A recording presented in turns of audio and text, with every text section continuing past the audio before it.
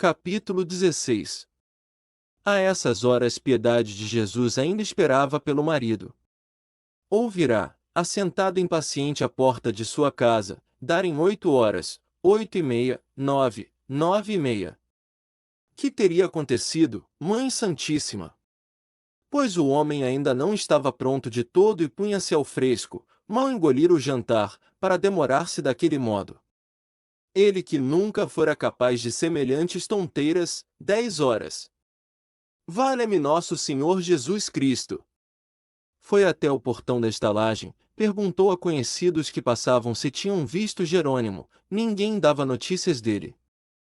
Saiu, correu à esquina da rua, um silêncio de cansaço bocejava naquele resto de domingo. Às 10:30 recolheu-se sobressaltada, com o coração a sair-lhe pela garganta, o ouvido alerta, para que ela acudisse ao primeiro toque na porta, deitou-se sem tirar a saia, nem apagar de todo o candeeiro. A ceia frugal de leite fervido e queijo assado com açúcar e manteiga ficou intacta sobre a mesa. Não conseguiu dormir, trabalhava-lhe a cabeça, afastando para longe o sono. Começou a imaginar perigos, rolos, em que o seu homem recebia novas navalhadas, firmo figurava em todas as cenas do delírio, em todas elas havia sangue. Afinal, quando, depois de muito virar de um para outro lado do colchão, a infeliz ia caindo em modorra, o mais leve rumor lá fora a fazia erguer-se de pulo e correr à rótula da janela. Mas não era o cavouqueiro, da primeira, nem da segunda, nem de nenhuma das vezes. Quando principiou a chover, Piedade ficou ainda mais aflita, na sua sobrecitação afigurava-se-lhe agora que o marido estava sobre as águas do mar, embarcado, entregue unicamente à proteção da Virgem, em meio de um temporal medonho. Ajoelhou-se defronte do oratório e rezou com a voz emaranhada por uma agonia sufocadora.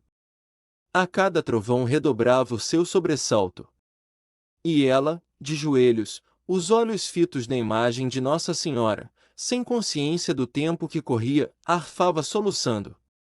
De repente, ergueu-se, muito admirada de se ver sozinha, como se só naquele instante dera pela falta do marido a seu lado. Olhou em torno de si, espavorida, com vontade de chorar, de pedir socorro, as sombras espichadas em volta do candeeiro, tracejando trêmulas pelas paredes e pelo teto, pareciam querer dizer-lhe alguma coisa misteriosa. Um par de calças, dependurado à porta do quarto, com um paletó e um chapéu por cima, representou-lhe de relance o vulto de um enforcado, a mexer com as pernas. Benzeu-se. Quis saber que horas eram e não pôde, afigurava-se-lhe terem decorrido já 3 dias pelo menos durante aquela aflição.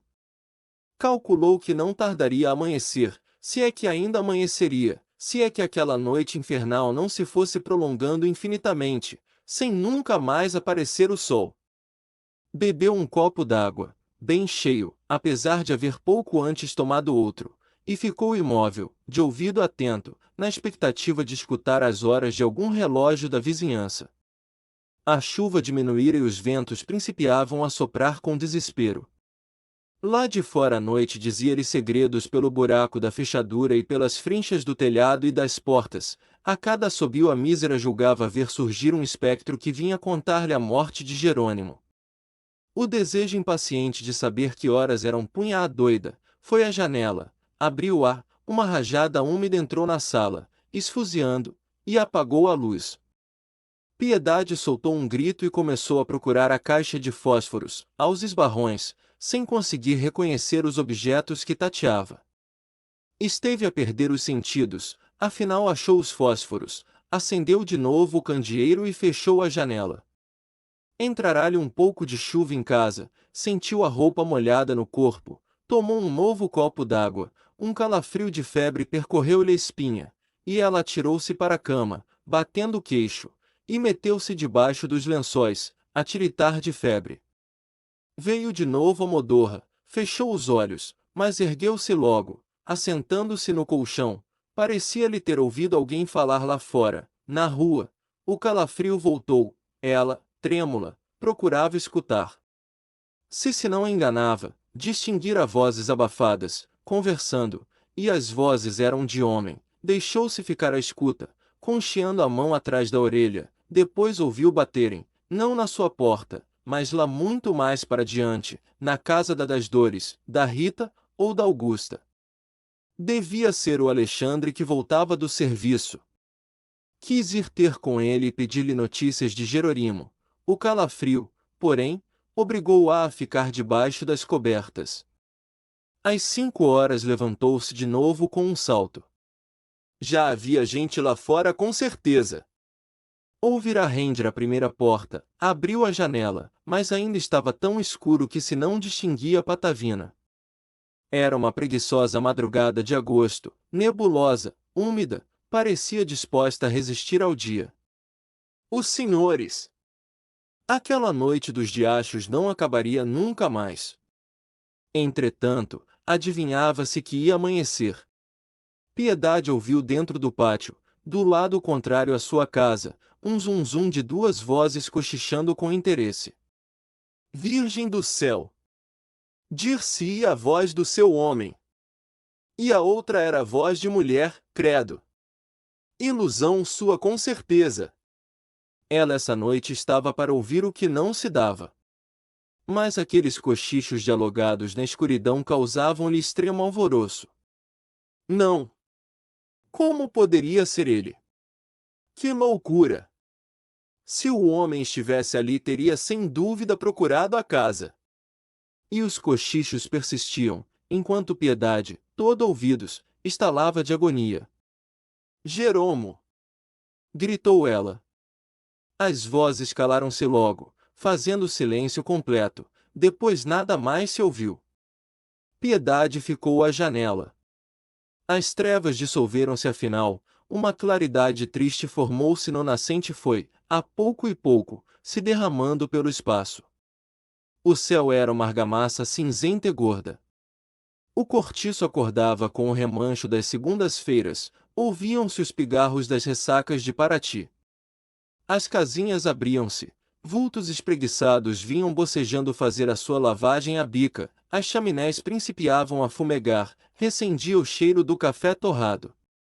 Piedade atirou um chale em cima dos ombros e saiu ao pátio. A machona, que acabava de aparecer à porta do número 7 com um berro para acordar a família de uma só vez, gritou-lhe: Bons dias, vizinha. Seu marido como vai? Melhor? Piedade soltou um suspiro. Ai, não mo pergunte, é senhora Leandra. Piorou, filha? Não veio esta noite para casa, olha o demo. Como não veio?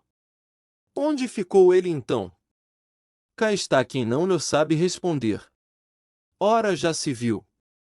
Estou com um miolo que é água de bacalhau. Não preguei olho durante a noite. Forte desgraça minha. Teria a ele lhe sucedido alguma?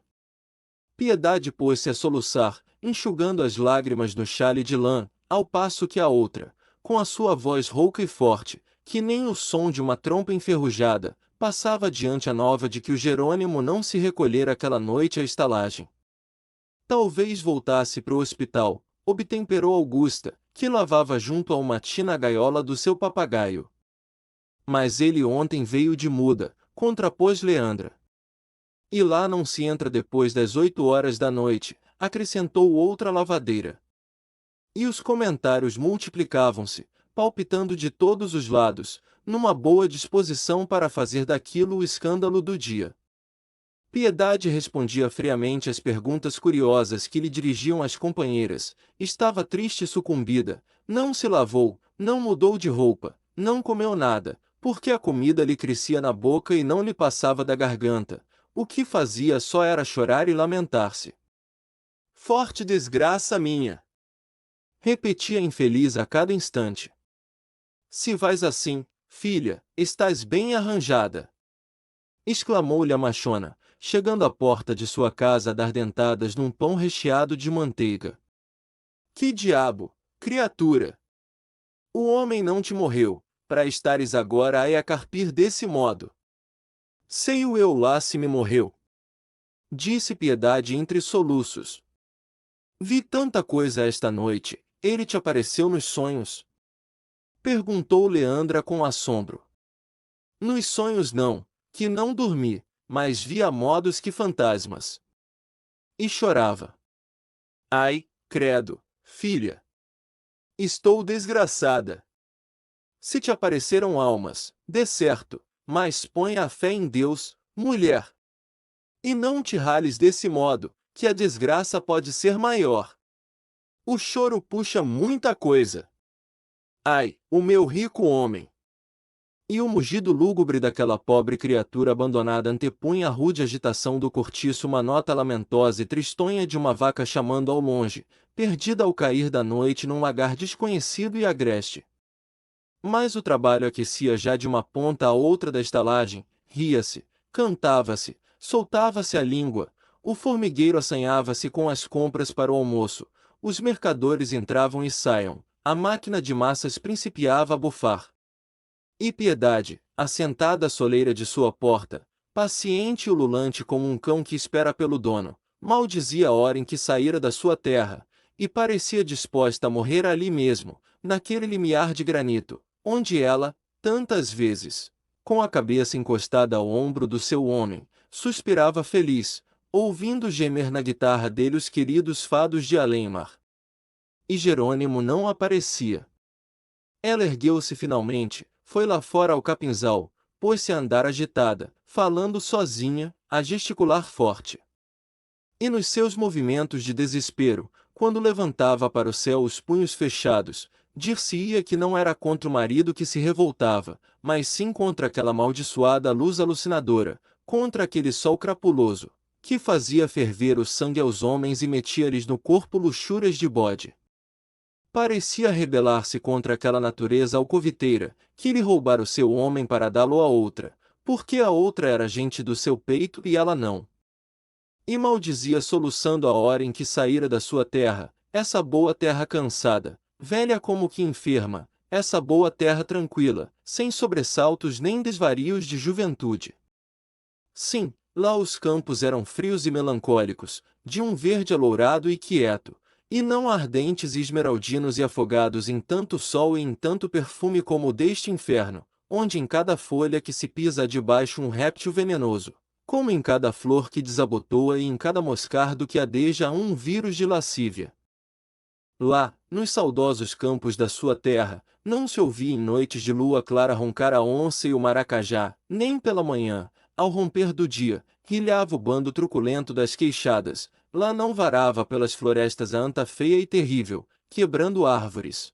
Lá a sucuruju não chocalhava a sua campainha fúnebre, anunciando a morte, nem a coral esperava traidor o viajante descuidado para lhe dar o bote certeiro e decisivo. Lá o seu homem não seria navalhado pelo ciúme de um capoeira, lá Jerônimo seria ainda o mesmo esposo casto, silencioso e meigo, seria o mesmo lavrador triste e contemplativo, como o gado que à tarde levanta para o céu de opala o seu olhar humilde, compungido e bíblico.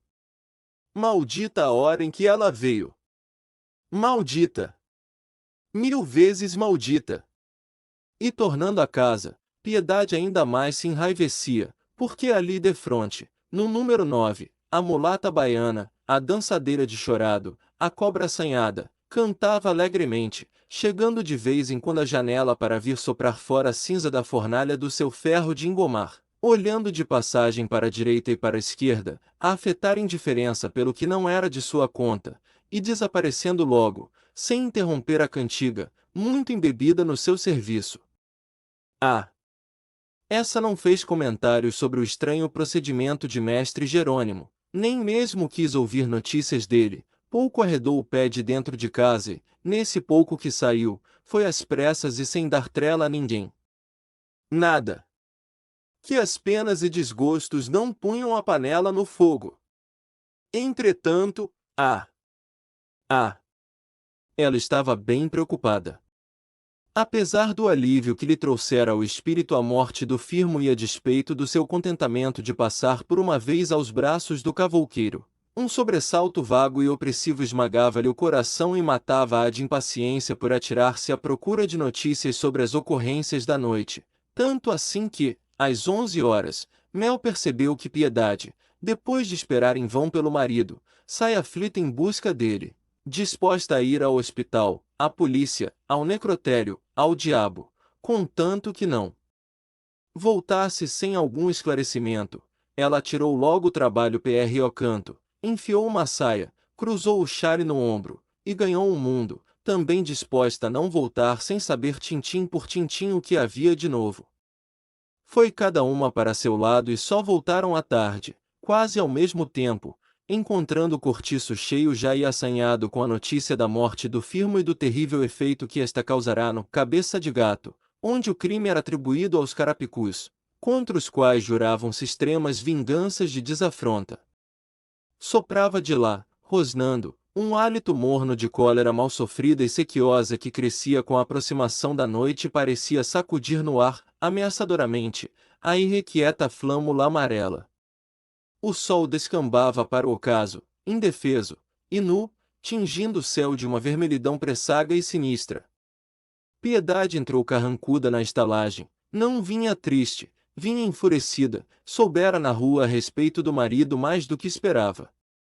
Soubera em primeiro lugar que ele estava vivo, perfeitamente vivo, pois fora visto aquele mesmo dia, mais de uma vez, no Garnizé e na Praia da Saudade, a vagar Macambúzio. Soubera, por intermédio de um rondante amigo de Alexandre, que Jerônimo surgira de manhãzinha do capinzal perto da pedreira de João Romão, o que fazia crer viesse ele naquele momento de casa, saindo pelos fundos do cortiço. Soubera ainda que o cavouqueiro fora à ordem buscar a sua caixa de roupa e que, na véspera, estivera bebera farta na venda do Pepé, de súcia com o Zé Carlos e com o Pataca, e que depois seguiram para os lados da praia, todos três mais ou menos no gole. Sem a menor desconfiança do crime, a desgraçada ficou convencida de que o marido não se recolhera aquela noite à casa, porque ficará em grossa pândega com os amigos e que, voltando tarde e bêbado, dera-lhe para meter-se com a mulata, que o aceitou logo. Pudera. Pois se havia muito a deslambida não queria outra coisa. Com esta convicção inchou-lhe de súbito por dentro um novelo de ciúmes, e ela correu incontinenti para a estalagem, certa de que iria encontrar o homem e despejaria contra ele aquela tremenda tempestade de ressentimentos e despeitos acumulados, que ameaçavam sufocá-la se não rebentassem de vez. Atravessou o cortiço sem dar palavra a ninguém e foi direito à casa. Contava encontrá-la aberta e a sua decepção foi cruel ao vê-la fechada como a deixará. Pediu a chave à machona, que, ao entregá-la, inquiriu sobre Jerônimo e pespegou-lhe ao mesmo tempo a notícia do assassinato de Firmo. Com esta nova é que Piedade não contava. Ficou lívida, um pavoroso pressentimento varou-lhe o espírito como um raio.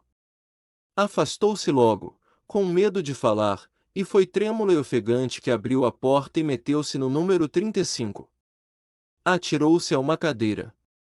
Estava morta de cansaço, não tinha comido nada esse dia e não sentia fome, a cabeça andava-lhe à roda, as pernas pareciam-lhe de chumbo. Seria ele? Interrogou a si própria. E os raciocínios começaram a surgir-lhe em massa, ensarilhados, atropelando-lhe a razão. Não conseguia coordená-los, entre todas uma ideia insubordinava-se com mais tema, a perturbar as outras, ficando superior, como uma carta maior que o resto do baralho. Se ele matou o Firmo, dormiu na estalagem e não veio ter comigo, é porque então deixou-me de feita pela Rita. Tentou fugir a semelhante hipótese, repeliu-a indignada. Não. Não era possível que o Jerônimo, seu marido de tanto tempo, o pai de sua filha, um homem a quem ela nunca dera razão de queixa e a quem sempre respeitara e quisera com o mesmo carinho e com a mesma dedicação, a abandonasse de um momento para outro. E por quem? Por uma não sei que diga. Um diabo de uma mulata assanhada, que tão depressa era de Pedro como de Paulo. Uma sirigaita, que vivia mais para a folia do que para o trabalho. Uma peste, que... Não. Qual? Era lá possível? Mas então por que ele não viera? Por que não vinha? Por que não dava notícias suas? Por que fora pela manhã à ordem buscar a caixa da roupa? O Roberto Papa Defuntos dissera-lhe que o encontrara às 2 da tarde ali perto, ao dobrar da Rua Bambina, e que até pararam um instante para conversar. Com mais alguns passos chegado à casa. Seria possível, santos do céu, que o seu homem estivesse disposto a nunca mais tornar para junto dela. Nisto entrou a outra, acompanhada por um pequeno descalço. Vinha satisfeita, estivera com Jerônimo, jantaram juntos, numa casa de pasto, ficará tudo combinado, arranjara-se o ninho. Não se mudaria logo para não dar que falar na estalagem, mas levaria alguma roupa e os objetos mais indispensáveis e que não dessem na vista por ocasião do transporte.